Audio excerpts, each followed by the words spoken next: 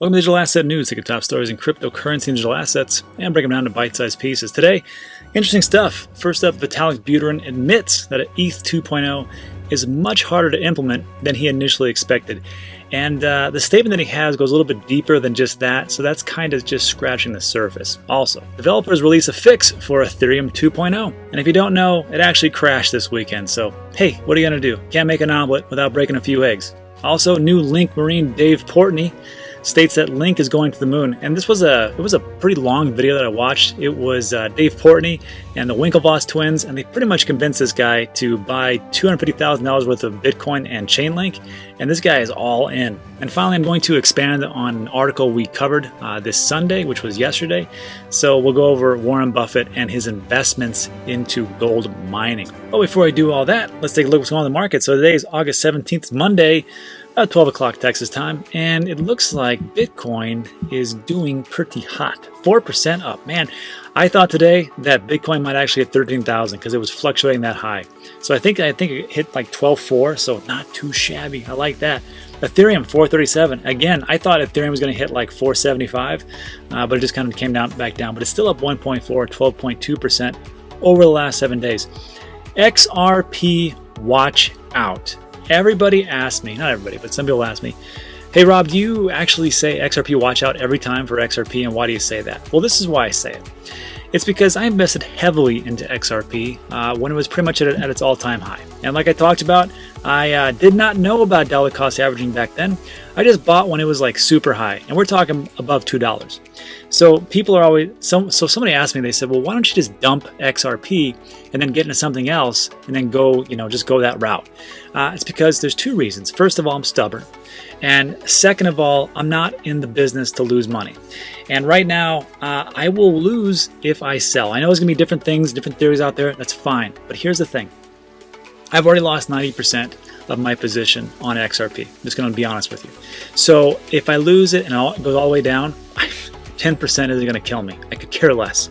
So right now, I am just sticking to my guns and going, you know what? I'm going to write it out. I'm just so stubborn. And that's just how it is. So when I say XRP watch out, it's there's a little bit of love-hate in that relationship. And I know some people say, hey, you shouldn't talk bad about XRP. Why not? Why shouldn't I? I mean, look, it had nothing but good news, and it does nothing. The price doesn't change. It is essentially a stable coin to me. So again, if it goes all the way down, I could care less. And that's why I say XRP watch out. Tether's Tether. I say Tether's Tether because Tether is Tether. It's not going to fluctuate. Chainlink is a little under 19, but I like that. Chainlink is one of my holds. Really happy with that one. 36% up. Bitcoin Cash, sure, 5.7. Good for Bitcoin Cash holders. Cardano up 3, still hovering around 14 cents, but hasn't gone down, hasn't gone up. And then really, Litecoin up 7%. Fantastic for you Litecoin holders. Pretty good. Tron up again, 10%, 47.5% for the week. Congratulations, Tron holders. You guys are doing a fantastic job there. And not too much. Aave, the DeFi platform or token there, 6.3%. NEM 7.3. Sure, whatever. And that's about it. So that's all I got. Let's jump into today's articles. First up, Vitalik Buterin admits ETH 2.0 is much harder to implement than he expected. And when I saw this, I was like, well, that's kind of a negative type of thing to say, but it gets interesting. So what's going on here? So Bitcoin maximalist Peter McCormack hosted Buterin and Blockstream's Samson Mao on his podcast show, What Bitcoin Did. And McCormack posed this question to Buterin. He says, do you ever feel like Ethereum has become a much more challenging project or idea than you originally envisioned, and potentially you've bitten off more than you can chew, and that it gets to the point where there's no turning back? And Vitalik said this. He goes, you know what? I freely admit that Ethereum 2.0 is much harder than we expected to implement from a technical perspective. So right there, I mean, if you're looking at it, you can look at it two ways. You can look at it someone who is just honest and just says, hey, this was a lot harder than we thought it was going to be. Or you can just look at it and go, oh, this guy's already defeated. Me personally, I appreciate honesty. I appreciate when people can tell me, you know what, this is a little bit tougher than we thought. However, we realize that and we're going to push forward and we're going to do this, this, and this. I can appreciate that type of talk. What I do not appreciate is when people behind the scenes are like, you know what, no problems, we're good to go, 100%, you can count on us, Jack, and then everything crumbles. Those are the types of things as an entrepreneur which crush me. And I got to tell you, if I have more honest people, I will take the honest people all day long, because then I can fix the problem, redirect, and move on. So with Buterin, I'm good with that. And then further on, he states, and this is the part that I think is kind of bullish, he says, I definitely don't think that we discovered any fundamental flaws that make it impossible, and I think it will be finished. It's just a matter of time, and it's actually been progressing quite quickly lately. So right there, fantastic. Let's see how it does. And then further on it states, despite Buterin admitting that ETH 2.0 could face multiple bumps along the way, the oft-delayed upgrade is inching closer to deployment. Ethereum developers launched Medela, which was the final testnet before the main launch later in the year, which is coming in November of this year. So we're looking at a couple months away. According to Buterin, the development was quite exciting and will introduce phase 0 of ETH 2.0, which will bring about the proof of stake consensus algorithm. Very exciting stuff.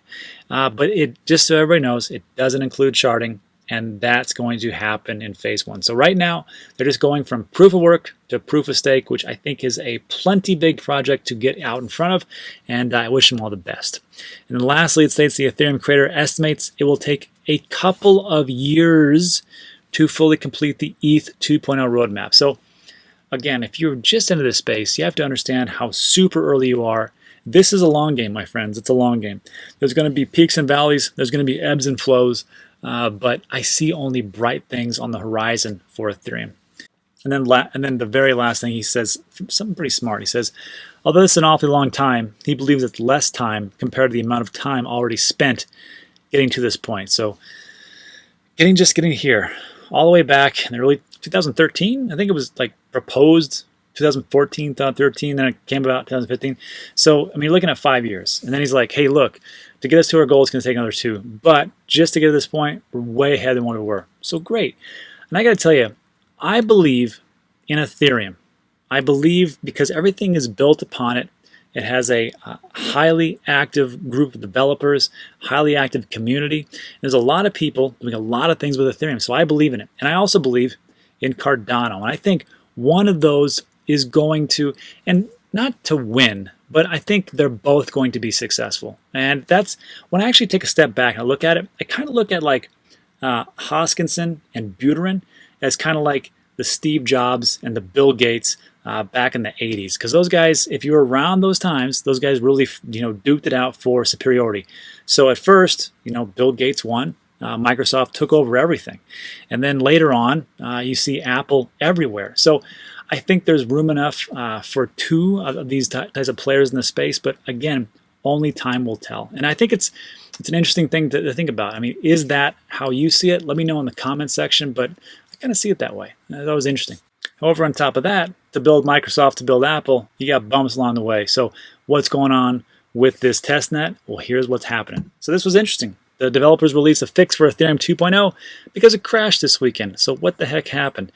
So Prismatic Labs has put out a fix for Ethereum 2.0's Medela testnet after a bug on August 14th brought the testnet to its knees. That's never good. The Medela testnet is a public network designed to implement Ethereum 2.0's proof-of-stake blockchain upgrade. Just last week, it had 26,000 people, that's a lot, keeping the network running, with more than 830,000 testnet Ethereum in play. So all in the testnet, all just, see what kind of bugs they can find. And what they did find was a simple bug, crashed the entire network in just a few hours. So on Friday, Cloudflare Rough Time, it's a public measure of time developed by Google, was off by 4 hours.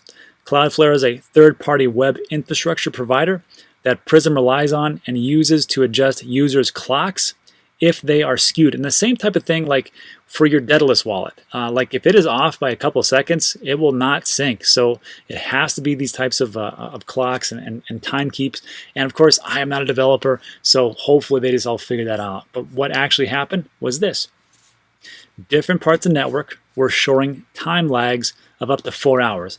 The network's validators, participants who run nodes to propose and validate blocks, began incorrectly proposing future blocks, and not only that, but they could no longer process the blocks properly or receive rewards and transaction fees. And as a result, the validating blocks dropped significantly from 75% to nearly 5%. So quite a big dip there.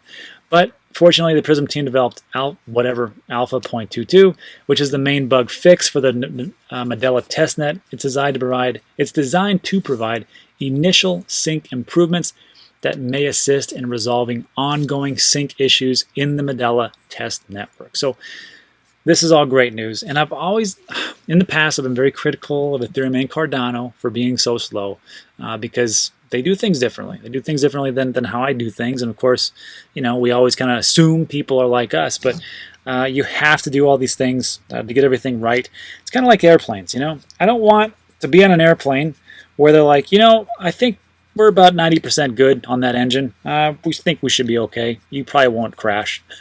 I just want to be, 100%. So it takes a little bit longer. Sure, fantastic. I don't want people losing their money like we see in DeFi spaces. Not that it's all over the place, just saying it does happen.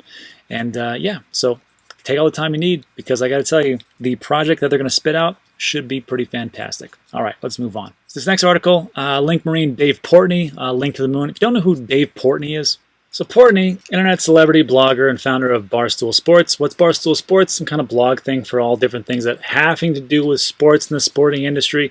And what's so great about that is this guy sold it apparently for $450 million. So congratulations to that guy. Not too shabby. So he was the one a couple years ago who was just, he did this viral tweet, this video, where he just talked about Bitcoin. He's like, I don't understand it, doesn't make any sense, da da da. He's a very outspoken guy, pretty entertaining, good, good for him. But so over the last weekend or so, this is what happened. Dave Portnoy, founder and president of Barstools, invested $50,000 in Chainlink on Thursday, August 13th. Seemed excited earlier today as Link broke through $19 to an all-time high. And then this is a video where, because what he did in one of his videos, he said, hey, I don't understand Bitcoin. He did one again, and he said, bring those Winklevoss guys up here to help me explain, because I don't understand any of this stuff. And Winklevoss twins actually went to his house and said this is what it is. And of course, he recorded it and put it on social media because that's what he does. Good for him. And so he did the whole thing, and then they said they were going through the whole rigmarole and spiel.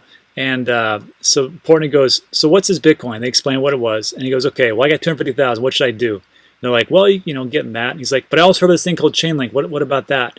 And the twins were like, yeah, it's pretty good and da-da-da. And they tried to explain it to him. And he's like, well, should I do like a 50-50 split or what? And they said, I think, and of course, these guys are big, they're heavy into Bitcoin. They bought Bitcoin back when it was like nothing. So like, what? But the majority in Bitcoin. So you put 200K in Bitcoin, 50K on Chainlink, and of course, what happens? Chainlink goes up, majorly over the weekend. I mean, it went over way more than Bitcoin did. We'll just say that. So what made this interesting was down here. It says what makes Portnoy's interest in crypto significant is that he's the leader of an army of day traders on U.S. trading platform Robinhood, and this promotion of crypto assets could help to increase their adoption by over 1.7 million Twitter followers, many of whom are U.S. millennials. And he pretty much just put it out there on his Twitter feed. He said, link to the moon. And then someone says, I didn't get in early enough, and da-da-da. And he just talks about Bitcoin now and cryptocurrency. So if he's talking to these traders who are millennials who have a good amount of money, and he's like, you know what, maybe 10% or 12% or something like that. And can you imagine what's going to happen over the next month or so as people start to maybe have a little bit of increase in the traditional stock market? And then we're going to see cryptocurrency, I personally believe, go up way higher than that. If he starts tweeting these things out to all these people that he has on Twitter, and then that one person tells 2 people, and those 2 people tell 10 people, and so on and so forth, it's a big network effect. Now, it's not just one person that is going to be a catalyst, obviously, but it's all these different dominoes that start to fall, which will lead to another massive bull run, and I think this is just one more cog in the machine. And speaking of that, let me go on to my next piece, which talks about Warren Buffett. We had covered this yesterday about Buffett getting into gold, specifically a mining company of gold. Let's jump in the office so I can explain myself. All right, everybody, welcome back to the office. So today it's going to take a little quick segment and talk about 2 things. The first thing was I want to talk to you about yesterday. I had posted there was a scam video that had been put out. Somebody emailed me about it. I did a post real quick on the community tab, and within 5 minutes it was eliminated. So thank you so much for helping me out. And I know it doesn't take too much, but this could be a big thing. And as people start to get more and more into digital assets, which we are seeing happening right now, there's going to be more and more scams. So it's important that we try to do what we can do with what we got when we can and protect these new people. So thanks so much for helping me out. And just so you know, this is not specific to our industry.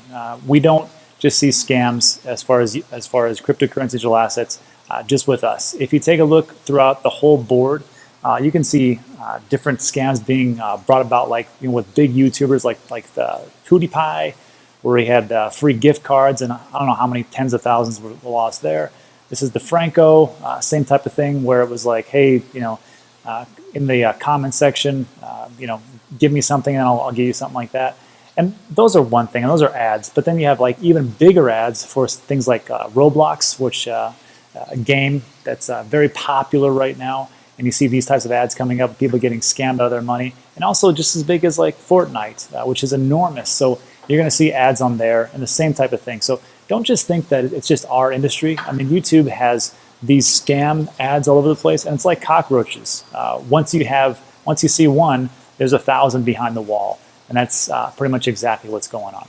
And the second thing I want to talk about is that we did an article yesterday on Sunday where we talked about Warren Buffett investing into gold. And I want to make clear, because there is a little caveat there, and that is that it's not that Warren Buffett invested in gold. Berkshire Hathaway actually invested into a company called Barrick. And Barrick is a mining operation specifically for gold. So people are like, well, what is that? I mean, who cares? He's investing into mining, not gold itself. But you gotta understand, that's gold.